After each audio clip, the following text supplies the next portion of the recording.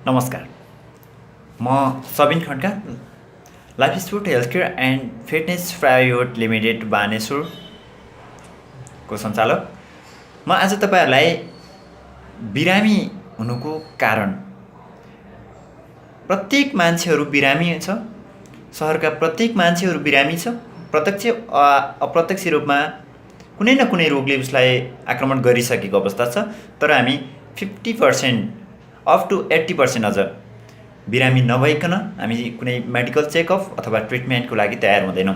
त्यसैले म तपाईँहरूलाई आज थोरै हेल्थको बारेमा डिस्कस गर्न गइरहेको छु। नेपाली भाषामा बिरामी शब्द भनेको विरामबाट बनेको हो। नेपाली भाषामा बिरामी शब्द विरामबाट बनेको हो। अर्थात् कहीँ न कहीँ केही न केही अन्जानमा विराम अथवा गल्ती गरेपछिको अवस्थालाई बिरामी भनिन्छ कि अन्जानमा जानाजान अथवा अन्जानमा कहीँ न कतै न कतै विराम अथवा गल्ती गरिसकेको अवस्थालाई बिरामी भनिएको हो। व्यक्ति स्वस्थ हुनु अथवा अस्वस्थ हुनुमा सरकार, समाज, परिवार र व्यक्ति स्वयंकी पनि जिम्मेवारी हुन्छ। सरकारको आफ्नो ठाउँबाट गर्न सक्ने काम गरिरहेकै छ। स्वस्थ रहन व्यक्ति स्वयं पनि आफ्नो जिम्मेवारीबाट चुक्नु भएन नि। हो, धुम्रपान, मद्यपान स्वास्थ्यको लागि हानिकारक हो। तर पनि व्यक्तिहरूले धुम्रपान, मद्यपान गरिरहेकै हुन्छन्। हरेक व्यक्तिको दैनिकी निगरानी गर्ने भनेर सरकारले व्यक्तिबिच डाक्टर र प्रहरी खटाउन पनि त सक्दैन। केही डाक्टर र प्रहरी स्वयं पनि धुम्रपान, मद्यपान गर्नेमा पर्छन्। रोग लाग्नु भनेको हाम्रो शरीरको अत्यावश्यक कोषहरूको निष्क्रिय हुनु हो।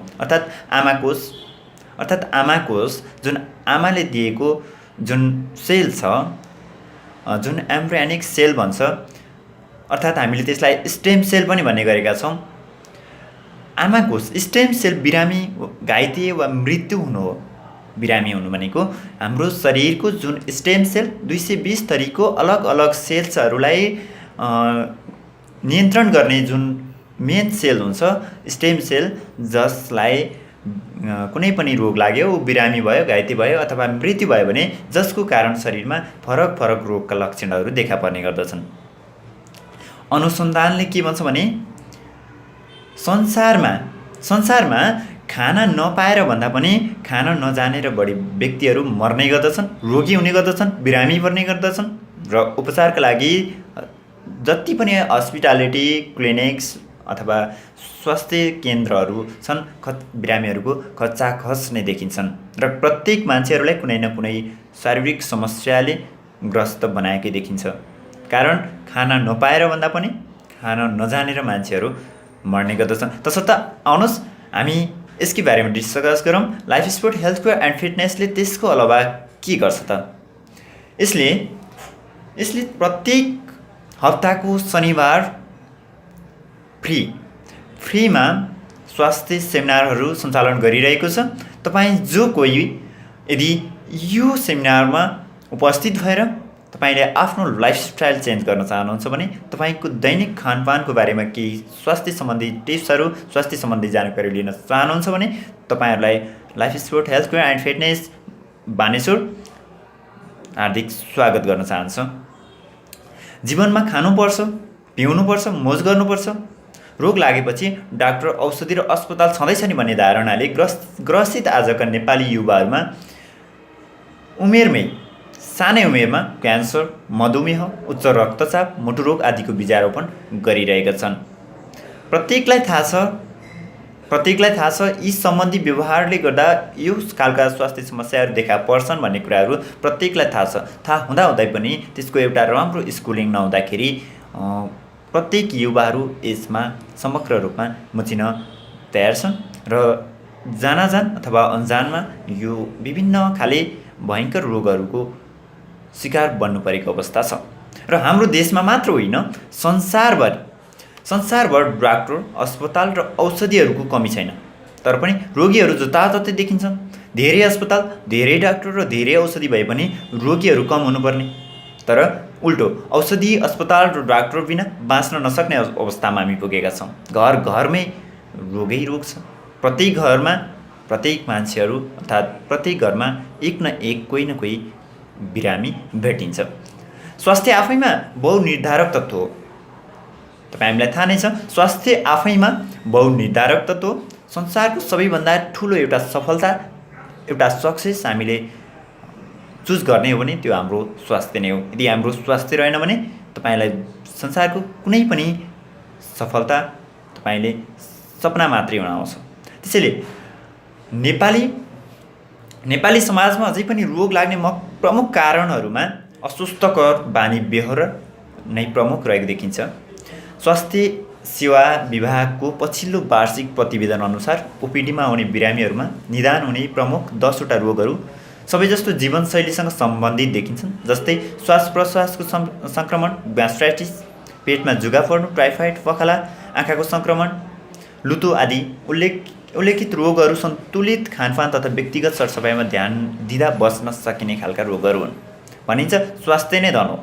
मान्छे स्वस्थ नभई जीवनका अन्य क्रियाकलाप गर्न नसकिने भएकोले स्वास्थ्यलाई विश्व समुदायले पनि पहिलो प्राथमिकताको रूपमा अघि सारेको छ। यति हुँदाहुँदै पनि स्वास्थ्यको सम्पूर्ण ग्यारेन्टी न डाक्टरले गर्न सकेको छ, न अस्पतालले, न सरकारले, न त विश्व स्वास्थ्य सङ्गठनले नै। कतिपय रोगको औषधि नै पत्ता लाग्न सकेको छैन भने पत्ता लागेको रोगका कतिपय एन्टिबायोटिक्स पनि निष्प्रभावी हुन थालेको छ। त्यसैले अस्पताल पुगेका सबै बिरामीहरू सकुशल स्वस्थ भएर घर फर्कने अवस्था रहेन, तर समस्यासँगै समाधानहरूको पनि खोजी भइरहेको छ। यसै क्रममा स्विजरल्यान्डको डाक्टर फ्रेड जुलीले मालस डोमेस्टिका जातको एउटा स्याउमा मानव शरीरमा मिल्दो स्टेम सेल पत्ता लगाएका छन्, जसले हामीलाई विभिन्न घातक रोगहरूबाट बचाउन मद्दत पुर्याउँछ। कतिपयले अङ्ग्रेजीमा भवेल AEIOU बिना शब्द वाक्य बन्न नसकिए जस्तै चिकित्सा विज्ञानमा पनि भवेल बिना उपचार प्रणाली पुरा नहुने स्थिति आइसकेको व्यङ्ग्य गरेका छन्, जसमा एन्टिबायोटिक ए भनेको एन्टिबायोटिक, बिरामी अस्पताल गएको एन्टिबायोटिक लेखिदिने प्रचलन छ। यसमा स्वास्थ्य कर्मीको मालप्र्याक्टिस र बिरामीको अपेक्षा दुवैले भूमिका खेल्छ। आवश्यक अनावश्यक एन्टिबायोटिक्सले काम लाग्ने नलाग्ने सबै कीटाणुहरूलाई नर्मल फ्लोरा मारेर शरीरलाई झन कमजोर बनाउन सक्छ भन्ने कुरामा आम नेपालीलाई थाहै छ। यी भनेको ECG लगायतका आवश्यक अनावश्यक ल्याब टेस्ट। डाक्टरले बिरामीलाई 5 मिनट बढी समय दियो भने बिरामीको 5000 जोगिन सक्छ, तर अस्पतालको व्यापारिक लगानी पनि त उठाउनको लागि अनावश्यक ल्याब टेस्ट गर्न लगाउने प्रचलन बढ्दै गएको छ। आई भनेको इन्जेक्सन। आजभोलि के भयो कि इन्जेक्सन लगाइदिने गरेको पाइन्छ। यसबाट भएन भने शल्यक्रिया छँदैछ। त्यसपछि ओबाट अपरेसनबाट पनि नभए युबाट अनटाइमली डेथ। यी सबै प्रक्रिया हुँदाखेरि तपाईँसँग भएको सबै कुराहरू आर्थिक जोदेखि लिएर सबै सम्पत्तिहरू सकिसकेको हुन्छ र अन्तिममा तपाईँको विकल्प अनटाइमली असामयिक निधन। यदि यी सबै कुराहरूबाट बच्नको लागि हामीले हरेक मान्छेभित्र एकजना डाक्टर हुन्छ। प्रत्येक मान्छेको इम्युनिटी सिस्टम एकदमै बलियो हुन्छ र त्यसलाई बचाएर राख्नको लागि हामीलाई सम्पूर्ण भिटामिन्स, मिनरल्स अर्थात् सबै प्रकारका न्युट्रिसनहरूलाई ब्यालेन्समा राख्न जरुरी हुन्छ। त्यो हो इम्युनिटी सिस्टम, रोग प्रतिरोधात्मक प्रणाली। शरीर उक्त प्राकृतिक प्रणाली मार्फत आफ्नो उपचार आफै गरिरहेको हुन्छ। शरीरको स्वभाव भनेकै स्वस्थ हुनु हो। औषधि अस्पताल डाक्टरले वातावरण मिलाइदिने मात्र काम हो। तपाईँको आफ्नो शरीरको स्वभाव ह्याबिट भनेकै तपाईँको शरीर स्वस्थ रहनु हो। सबैलाई थाहा भएकै कुरा हो। समान परिस्थितिमा पनि केही व्यक्ति छिट्टै बिरामी हुन्छ भने कोही बलियो रोग प्रतिरोधात्मक क्षमता भएको कारणले लामो समयसम्म बिरामी पर्दैन। त्यसो भए रोग प्रतिरोधात्मक क्षमता बलियो बनाउने उपाय के त? म तपाईँहरूलाई यसको बारेमा थोरै जानकारी दिन्छु। व्यक्तिगत पारिवारिक तर्फबाट रोग लाग्नै नदिन के सामान्य उपायहरू त अपनाउन सकिन्छ। यी सामान्य लाग्ने उपायहरूको फाइदा जान्न कुनै वैज्ञानिक खोज, शोध र अनुसन्धान नै पर्नुपर्छ भन्ने छैन। अनुभूति गरेर जान्न सकिन्छ। आउनुहोस् प्रयास गरौँ। नम्बर 1, धुम्रपान र मद्यपान पूर्ण रूपमा त्याग्नुहोस्। निश्चित मात्रामा अल्कोहलले फाइदा गर्छ भन्ने गरिन्छ, तर जैविक विविधता व्यक्तिबिचै फरक हुने गर्दछ र अल्कोहल प्राकृतिक नभएर अप्राकृतिक वस्तु भएकोले सेवन नगर्नु नै बेस हुन्छ। धुम्रपान तथा सुर्ती सेवन नगर्नुहोला, यसले केवल मृत्यु निम्त्याउँछ। साबुन पानीले हात धुनुहोस्। चर्पी गरिसकेपछि खाना बनाउनु अथवा खाना खुवाउनु अघि काम गरेर आएपछि साबुन पानीले राम्ररी हात धुनुहोस्। र साबुन पानीले हात धुँदाखेरि तपाईँले साबुन एकदमै अर्ग्यानिक साबुनलाई प्रयोग गर्नुहोस् र पर्याप्त मात्रामा सुत्नुहोस्। दिनमा कम्तीमा 7 देखि 9 घण्टा सुत्नुहोस्। निन्द्राका कारण मधुमेह, उच्च रक्तचाप, मानसिक समस्या निम्तिन सक्छ। जुवातास मोज मस्तीका लागि निन्द्रा अथवा तपाईँको हेल्थ नबिगार्नुहोस्। र अर्को, नियमित व्यायाम गर्नुहोस्। बिहान 1 घण्टा योग व्यायामका लागि छुट्याउनुहोस्। यसले तन्दुरुस्त र तौल नियन्त्रण दुवै हुन्छ। र अर्को, प्राकृतिक वस्तु अथवा सप्लिमेन्ट आहार परिपूरक भन्छौँ हामी।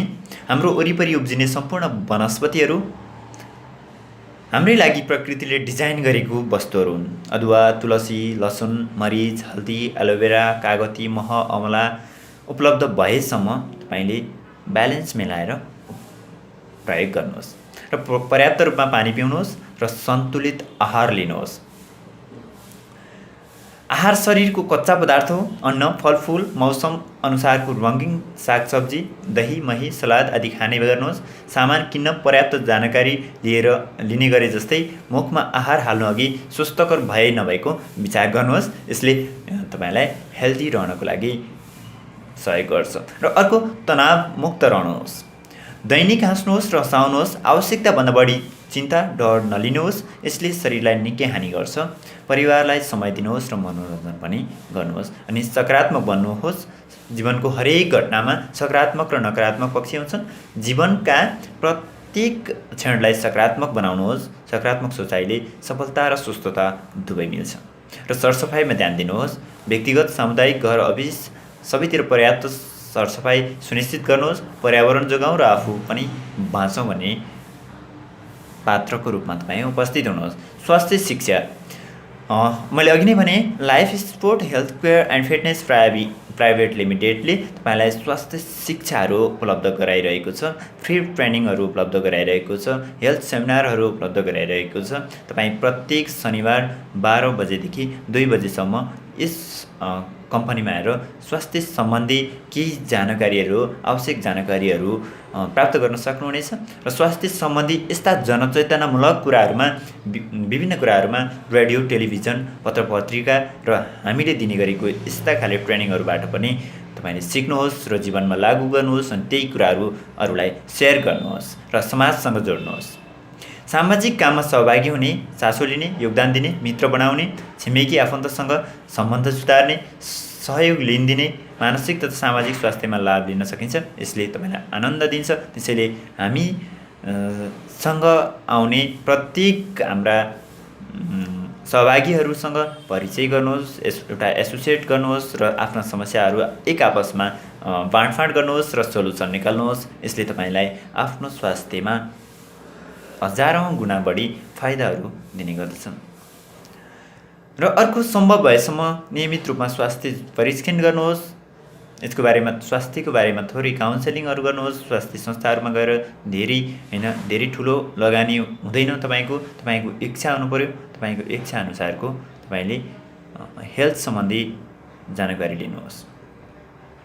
तपाईँले यति गर्नुभयो भने तपाईँको स्वास्थ्यमा एकदमै प्रतिकूल रहनेछ, अनुकूल रहनेछ। तपाईँको स्वास्थ्य एकदमै राम्रो रहनेछ र सँगै तपाईँलाई आवश्यक पर्ने तपाईँको शरीरमा अपुग भएका खानाबाट प्राप्त नभएका न्युट्रिसनहरू र ब्यालेन्स डाइटहरू, यदि तपाईँलाई त्यस्तो स्वास्थ्य समस्याहरू छन् भने र केही त्यसको बारेमा जानकारी लिनु परेमा हामी तपाईँको लागि सदैव तयार रहनेछौँ र तपाईँले हामीलाई सम्पर्क गर्नुहुनेछ। सम्पर्कको लागि 9861902202 9861902202 मा हामीलाई सम्पर्क गर्न सक्नुहुनेछ। अथवा तपाईँ आफै उपस्थित भएर हामीले क्वान्टम हेल्थ एनालाइजरबाट तपाईँको बडी एनालाइज गर्न सक्छौँ।